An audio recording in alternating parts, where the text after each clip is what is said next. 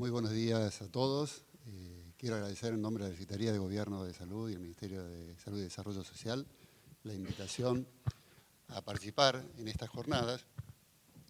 Y el tema que nos pidieron, por lo menos que a mí, que trabajara, era el de la innovación tecnológica. Y en esta oportunidad quisiera contarles, a partir de la fragmentación de los sistemas de salud, algo que estamos haciendo en la Secretaría de Salud que está vinculado a la innovación tecnológica.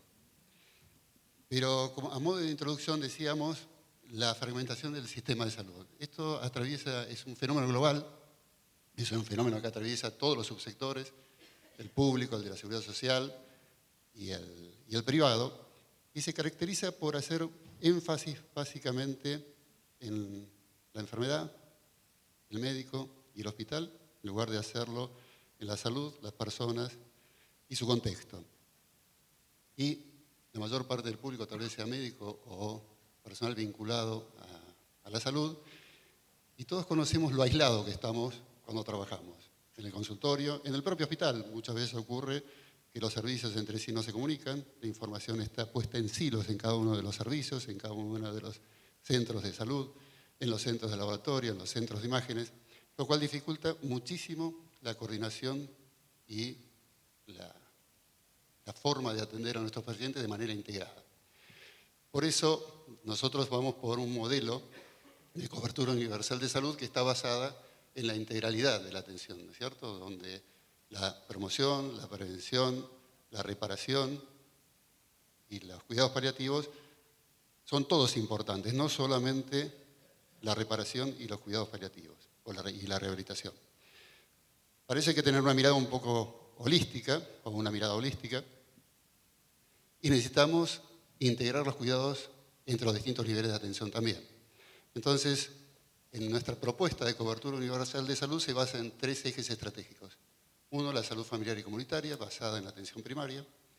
El otro, en la salud digital, y el otro, en la cobertura efectiva y de calidad para todas las personas. Comenzando, obviamente, por el sector público, que nos ocupa como Secretaría de Gobierno. Entonces, les quiero contar un poquito la historia de la Red Nacional de Salud Digital, porque es un ejemplo concreto para integrar los cuidados de las personas y coordinar los cuidados de las personas. Pues los objetivos de la Red Nacional de Salud Digital: garantizar una mayor calidad de atención a los ciudadanos mediante la integración de los sistemas de información de salud, mejorar el flujo de información para la salud pública actualizada y en línea proveniente de las distintas jurisdicciones del país.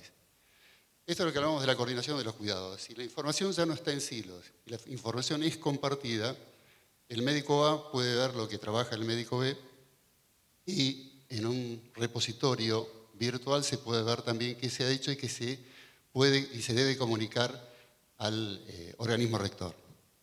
¿De qué estamos hablando en Red Nacional de Salud Digital? De una historia clínica compartida, de la receta digital y órdenes clínicas y de intercambio de información para estadística de salud pública, registros y programas. ¿Qué pensamos sobre la historia clínica? Nosotros no nos queremos meter en qué historia clínica tienen que usar los distintos prestadores o los distintos efectores.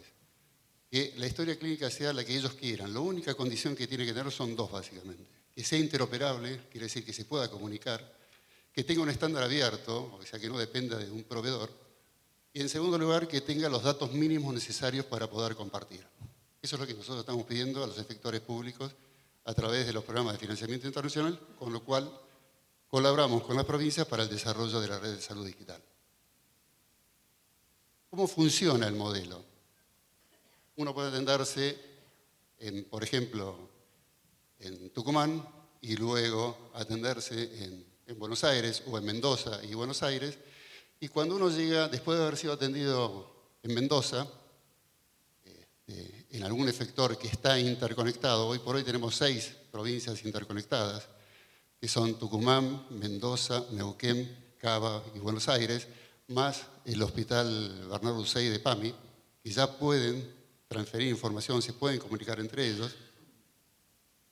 Entonces, un paciente que se atendió en Mendoza y luego en el Hospital Lucio Menéndez de la provincia de Buenos Aires, puede, con su DNI exclusivamente y con autorización del paciente, el médico puede pedir información a la red. y en ese momento se trae la información de todos los lugares donde fue atendido en los últimos tiempos, con el espacio temporal que quiera el médico investigar. Y siempre con el DNI, el profesional consulta la red de salud digital y se validan preferencias de privacidad, porque el único que puede autorizar esto es el paciente. El paciente está de acuerdo, el médico accede a la red de salud digital. ¿Cómo funciona? Posibilita la comunicación entre los sistemas de información de salud, no almacena información. Esto es algo muy importante. Uno se imagina que toda la verdadera historia clínica es un repositorio de datos clínicos nuestros de cada una de las atenciones que hemos recibido, tanto médicas como en laboratorios, como en centros de imágenes, etc. Hacer un repositorio de datos clínicos sería casi imposible, muy caro y podría ser, digamos, atacable, ¿sí? Por esas razones no tiene sentido hacer un repositorio de datos clínicos global o único para todos los pacientes, sino que lo que se respeta con este modelo es que cada consultorio, que cada efector y que cada laboratorio tenga su propio repositorio. Y luego nosotros pedimos la información que ahora vamos a dar.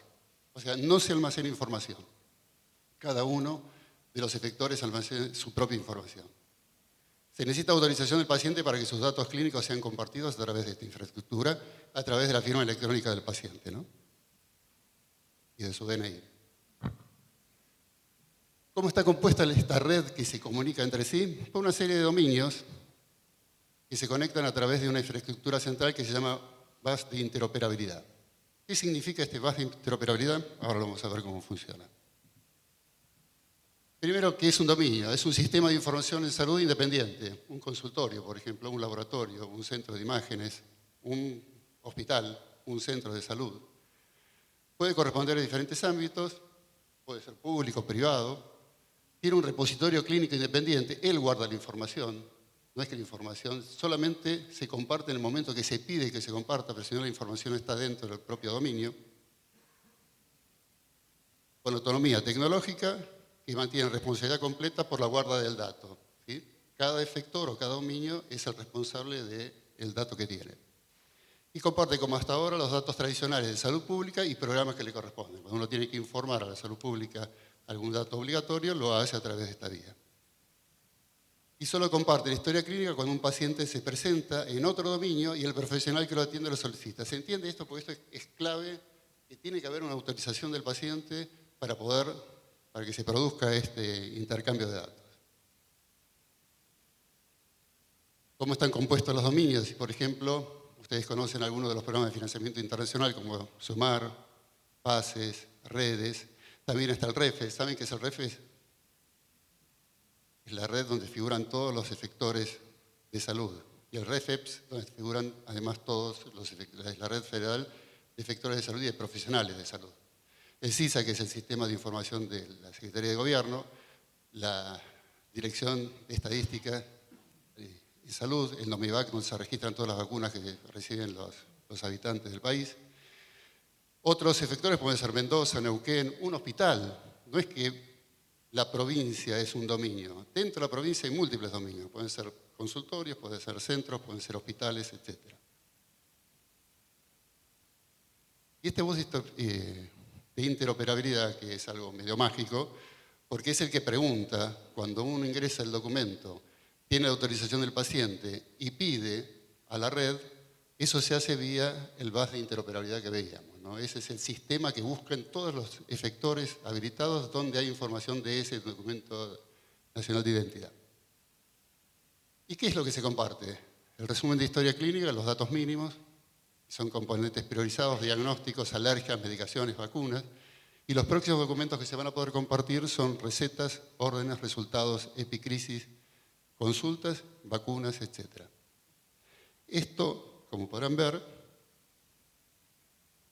esto es lo mismo, identificación federada del paciente, porque ¿cómo se federa un paciente para este sistema? Cuando va a un prestador habilitado, carga los datos del paciente y ya queda cargado ese paciente, ¿sí? Para todo el sistema, ¿sí? Para estar dentro de la red de salud digital. Se consulta la información y aparece la información, que en este caso es de paciente Luis S., 55 años, diabético tipo 2, hipertenso, fumador, qué toma, etc. Son los datos mínimos que comentábamos. Y se van enriqueciendo, ¿no?, con el tiempo. ¿Cuándo estará disponible esto? Bueno, en abril de este año fue lanzado el sistema y participaron, como ven allí, Neuquén, San Juan, Red de AMBA, Cava, Mendoza, Tucumán y el Hospital Jusey de Pami.